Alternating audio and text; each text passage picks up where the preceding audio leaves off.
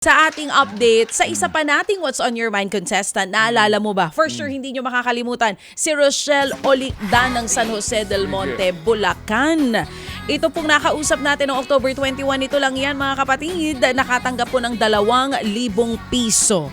At makakausap natin siyang muli ngayon para po dito sa additional na tulong ng ating mga Happy Anonymous. Tama, no? Nasa linya na itong si Rochelle. Rochelle, good morning! Good morning po, Ma'am DJ Chat, Ma'am Sir Ted. Magandang umaga. O sige, bago kita kausapin tungkol dun sa tulong na matatanggap mo galing sa ating mga Happy Anonymous, ready na yung video na ipinadala ni Rochelle. Ito yung katunayan at katibayan sa kanya pong kwento. Mga kapatid, panoorin at pakinggan nyo po. Hello po, Sir Ted and Ma'am DJ Cha. At sa mga sponsor, maraming salamat po sa biyayang binigay niyo po sa akin. Bumili na po ako ng pwede kong pagkakitaan. Ito po siya. Dinagdagan ko po siya ng candies. Mga candies na pwede nibenta po. Ito po. At bumili na rin po ako ng bigas pang sa araw-araw po namin. Maraming salamat po. Makakaipon po ako papagawa ng aking kubo. Ito po ang aking tahanan. Yan, iniikot niya po tayo ngayon sa kanilang Ito po ang aking kusina. Ito po ang sinasabi kong kubo na malapit na pong gumuho. Sa may sapa po namin. Ito po siya. Ayun. Lapit, tabing-tabi ng sapa, yung bahay Tabi ng po. sapang punong-puno ng basura. Oo, Diyos ko. Ano din yan, yung dengue, yung lamok. Ito po ang aming bahay. Ayan, pinakikita niya po sa atin, iniikot niya pa rin po tayo sa kanilang bahay. Diyan po sa Bulacan. Maraming salamat po, Sir Ted and Ma'am DJ Cha at sa mga sponsor po. Malaking tulong po ito sa akin. Makakaipon na po ako ng pambili ko ng mga materyales para sa kubo ko po. Kahit paano po, paunti-unti po. Maraming salamat po talaga. Salamat din, Rochelle, sa iyong pagtugon sa aming lambing na ito. So, si Rochelle ngayon ay nasa atin ng linya. Okay, girl, please. Rochelle, good morning! Good morning po, Sir Ted and Ma'am DJ Cha. Magandang umaga sa iyo, Rochelle. Napanood namin ngayon lang itong video na pinadala mo. Nakita namin yung nag-add ka, no? Nagdagdag ka nga dito sa iyong paninda ng mga biskwit. Naglagay ka na rin ng candy. Bukod pa doon, bumili ka na rin kamo ng bigas. Opo. Oo, at nakita rin natin yung bahay na sinasabi mo nandoon mismo sa gilid ng sapa. Merong additional yung ating mga Happy Anonymous para sa'yo.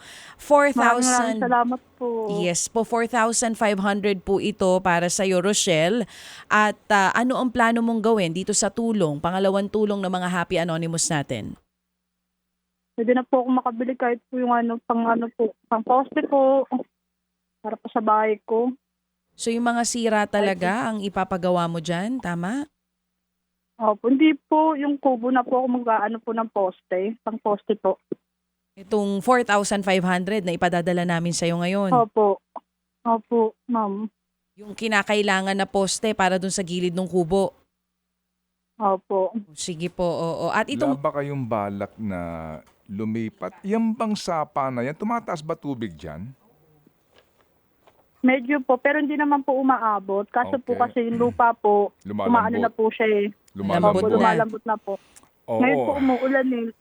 Alam mo kasi, Lumalambot na po. kasi Rochelle, mahirap din yung diyan ka nakatira, malakas ang ulan, mahimbing ang tulog ninyo, baka biglang gumuho na lang yan. Yun nga po eh. Oo.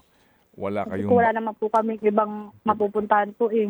wala kayong ibang malilipatan? Opo. Nandun po sa biyanan ko naman po, marami na po sila dun. Lahat po kasi ng mga anak na nandun po eh. Oo. O sige, so Rochelle, sige, ipapadala namin sa iyo ito at ganun din ang ating usapan. Pakitaan mo lang kami kung sa pakikinabangan ito at kung sakasakali man, muli kaming tatawag sa iyo. Pero Rochelle, Rochelle, naiintindihan ko ang inyong sitwasyon. Parang, alam mo yun, wala ka ng choice, no? Parang wala ka ng magagawa. Yan ang yung sitwasyon. Ay kahirap naman talaga. Opo, Sir Ted. Oo, ang hirap. Yung mga anak mo nasa ngayon? Nandun po sa tita nila po. Yung dalawang... Tinawa ko po yung baby ko. Oo. Si Mr. mo may trabaho ba ngayon? Maulan. Opo, to stay in naman po siya eh. Hindi ko po siya Okay. pinapauwi para po hindi sayang pamasahe. Oo. Sige. Hindi ba kayo, yung bang mga anak mo hindi pa nagka-dengue diyan? Wag naman sana. Hindi pa naman po. Pero po marami po kasi lamok kaya po nagkukulambo po kami. Kasi katol po. Mag-iingat kayo kasi yung sigurado ako malamok diyan kasi marami diyang stagnant na Opo, tubig. sobra nga po eh. Kulay green na po yung mga lamok niya po. Ayun nga eh. Ako'y nababahala sa iyong sitwasyon dyan. Tabi kayo ng puro pa basura tapos may mga tubig na naiipon. Diyan namumugad ng lamok na may dengue, Rochelle. Naku po. Inalapit na po namin yan kaso po wala po kasing kumikilos po eh. Oo nga. Ay, nako, Rochelle. O sige, so pakinabangan nyo itong 4,000 na ito. Hindi sa amin galing ito, Tia, ano? Ito'y galing sa nakapakinig sa atin at nakikisintimiento sa Maraming iyo. salamat. Oo. Okay, Rochelle. Maraming salamat po.